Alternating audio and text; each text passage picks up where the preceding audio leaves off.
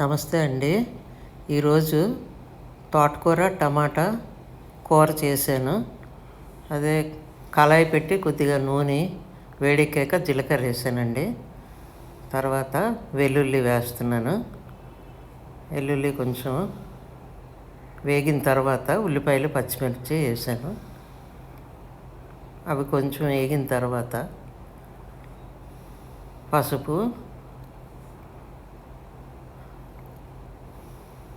వేసాను. తోటకూర వేస్తున్నానండి.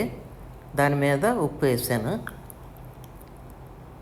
తోటకూర చాలా లేతగా ఉందండి. చాలా క్విక్గా అయిపోయింది. అదే కాడ మెత్తగా నొక్కి చూశాను, మెత్తగా ఉందా లేదా అని. మెత్తగా అయిపోయింది.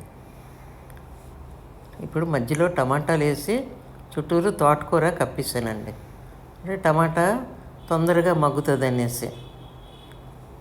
దీనికి నీళ్ళు వేయమండి, అలాగే మగ్గిపోద్ది.